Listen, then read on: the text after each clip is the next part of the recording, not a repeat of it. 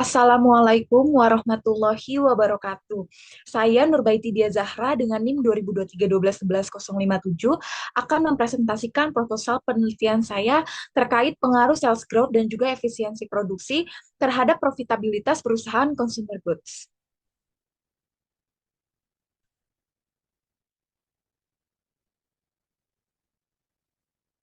Baik, jadi di sini yang pertama adalah latar belakang di mana persaingan bisnis yang semakin ketat ini dia menuntut perusahaan ini meningkatkan daya saing melalui pengelolaan sumber daya yang efektif dan juga efisien. Di mana di sini yang saya ambil merupakan sektor consumer goods yang berperan penting karena menyediakan kebutuhan sehari-hari dan juga kebutuhan masyarakat gitu, di mana profitabilitas ini menjadi indikator utama dalam menilai keberhasilan kinerja keuangan perusahaan.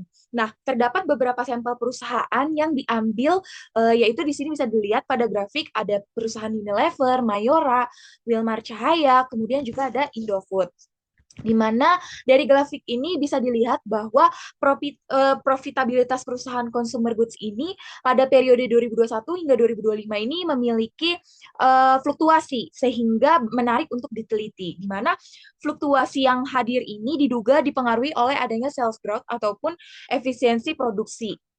Nah, beberapa penelitian terdahulu ini menunjukkan hasil yang belum konsisten gitu.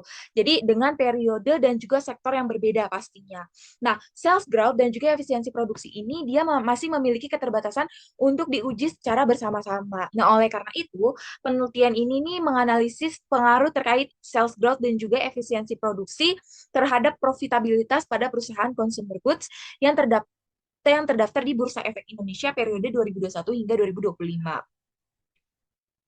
Nah, kemudian di sini bisa dilihat untuk rumusan-rumusan masalahnya seperti apakah sales growth itu dia berpengaruh terhadap profitabilitas, kemudian juga apakah efisiensi produksi ini berpengaruh terhadap profitabilitas, ataupun apakah si sales growth dan juga efisiensi produksi ini secara simultan berpengaruh terhadap profitabilitas. Nah, kemudian di sini ada tujuan penelitian, di mana tujuan penelitian ini dia berguna untuk menjawab rumusan masalah yang sebelumnya sudah dijabarkan. Kemudian di sini manfaat penelitian itu ada empat, ada manfaat teoritis, manfaat manajemen, manfaat investor, dan juga manfaat peneliti. Untuk lebih jelasnya bisa dilihat di sini.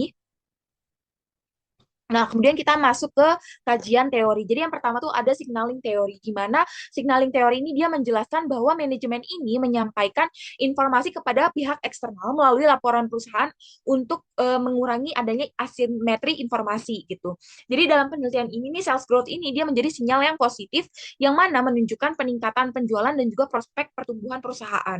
Nah, sedangkan kalau efisiensi produksi ini dia mencerminkan kemampuan mengelola sumber daya secara optimal dan juga menekankan biaya. Nah, kedua variabel ini nih jadi sinyal yang penting bagi para investor dalam menilai kinerja ataupun prospek profitabilitas perusahaan. Nah, kemudian di sini ada profitabilitas. Di sini bisa dilihat pengertian dari profitabilitas di mana rasio profitabilitas itu terdiri dari net profit margin, kemudian ada return on equity, return on asset, terus juga ada gross profit margin dan juga operating income.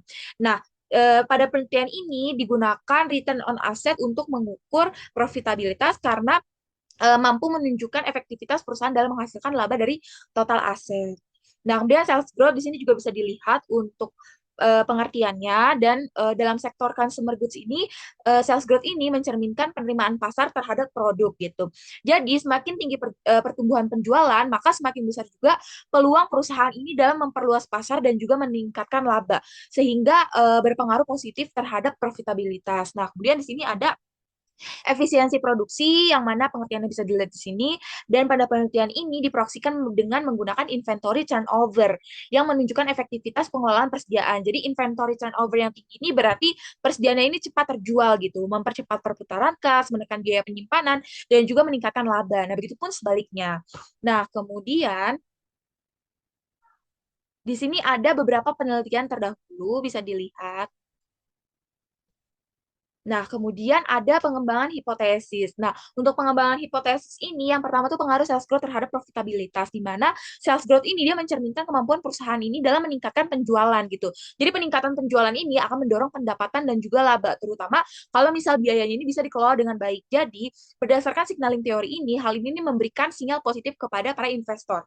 Sehingga H1-nya itu adalah sales growth berpengaruh positif terhadap profitabilitas. Nah, kemudian yang kedua tuh efisiensi produksi ini memiliki pengaruh terhadap profitabilitas, di mana efisiensi produksi ini sendiri menunjukkan kemampuan perusahaan ini dalam mengoptimalkan penggunaan sumber daya. Jadi kalau efisiensi yang tinggi ini dia akan menekankan biaya produksi dan juga meningkatkan laba. Jadi dalam penelitian ini, si efisiensi ini dia diukur menggunakan inventory turnover, sehingga hipotesis duanya ini adalah efisiensi produksi berpengaruh positif terhadap profitabilitas. Kemudian yang ketiga itu ada pengaruh sales growth terhadap dan juga efisiensi produksi terhadap profitabilitas, di mana keduanya ini sama-sama diuji secara bersamaan apakah dapat meningkatkan laba perusahaan, karena satunya ini meningkatkan pendapatan dan yang lainnya ini menekankan biaya. Jadi hipotesis tiganya itu adalah berpengaruh simultan terhadap profitabilitas. Next.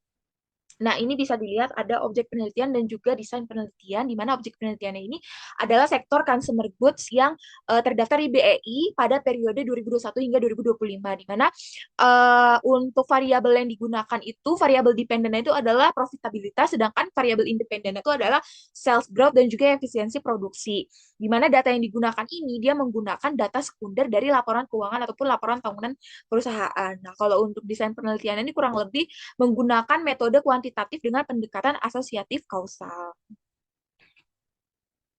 Nah, kemudian di sini ada metode pengambilan sampel. Jadi metodenya itu menggunakan purposive sampling dan untuk populasi yang digunakan itu adalah perusahaan consumer goods seperti yang sudah dikatakan tadi. Dan di sini ada beberapa kriteria dalam penentuan sampel penelitian adalah sebagai berikut. Bisa dilihat di sini lebih jelasnya. Nah, kemudian di sini ada yang namanya operasionalisasi variabel. Di sini ada beberapa variabel dari dependen dan juga independen, ada definisinya juga, pengukuran yang digunakan dalam penelitian juga, dan juga skala yang digunakan.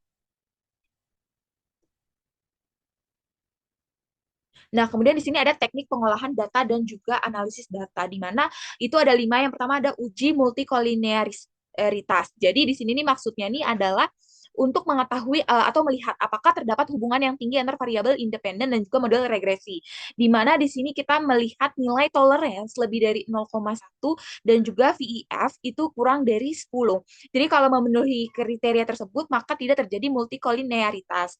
Nah, kalau yang kedua itu ada uji normalitas, di mana di sini dilihat menggunakan one sample colomograph Smirnov. Jadi di sini dikatakan normal kalau misalnya signifikansinya itu lebih besar daripada 0,05. Kemudian yang kedua itu ada uji heteros kedastisitas, di mana di sini tuh model yang baik ini dia memiliki varians residual yang konstan sehingga tidak terjadi si heteros kedastisitas ini. Nah, kemudian ada uji regresi linear berganda, di mana ini untuk mengetahui pengaruh lebih dari satu variabel independen terhadap variabel dependen gitu. Nah, kemudian ada uji autokorelasi, di mana ini tuh bertujuan untuk mengetahui nih apakah terdapat hubungan antar residual dari satu periode ke periode lainnya gitu. Nah, oke, next.